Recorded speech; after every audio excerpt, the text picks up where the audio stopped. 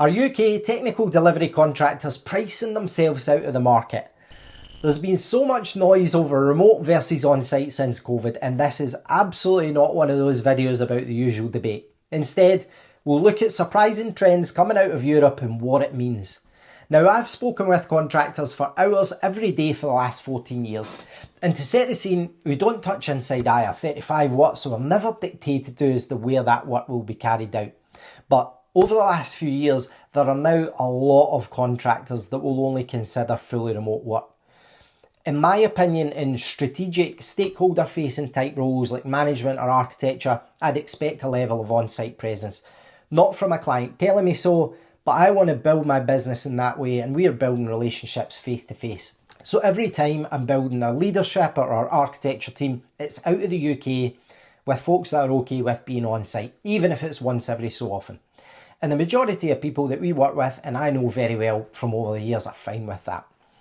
But technical delivery is another story.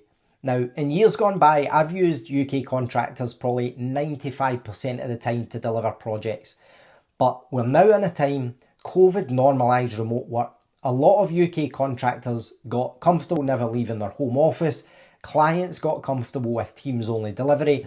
And speaking from a sales perspective, and again, it's my opinion, the talent pool I'm choosing from is fundamentally changed. We've got senior engineers from Romania, Lithuania predominantly, Portugal, Greece, that can be £300, £400 a day, or the equivalent in the UK, £550, £600, £650. I've even been paying £800 a day for the odd engineer who, alongside the Europeans, will be delivering that work fully remote, which, by the way, I'm absolutely fine with. But both are sitting behind a laptop screen on the same Teams call, both have strong technical skills, both are delivering the same outcome. Now, this might ruffle some feathers, but I'd love to hear what others are seeing. That quality gap is narrowed dramatically. Our European developers have strong technical education, great English, the team understands them better than me and my Scottish accent, and they've got a great work ethic. The physical presence that once justified the UK premium, in a lot of cases it's gone.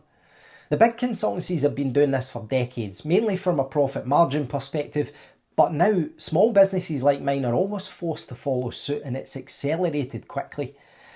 Reason being, we're not in a time where every company in the UK is spending. We all know that. Everyone's trying to do more for less. So when the budgets are tighter, we have to adapt. And it's about business survival in a competitive market. Again, this isn't the usual back and forward about I deliver outcomes, I can offer more value at home without a 3-hour round trip commute than someone in the office. That's not the comparison I'm making. The comparison is the person who delivers the work remotely in the UK versus the person that delivers the work remote in a European country for half the price. In that scenario, what are we now paying the premium for? The uncomfortable truth is that we're now more than ever creating a two-tier market. Strategic, relationship building roles stay UK based, while technical delivery work increasingly is going offshore. As for time zones or cultural differences, our European guys work UK hours, they understand the British business culture, and they deliver to a high standard. European technical delivery talent is becoming increasingly attractive. Now, I'm not here to rile anyone up that they must go on site or they must reduce their rate. I don't know the answer, but I'm worried about it for the UK. What are your thoughts? Are we heading towards a permanent shift, or will the market correct itself?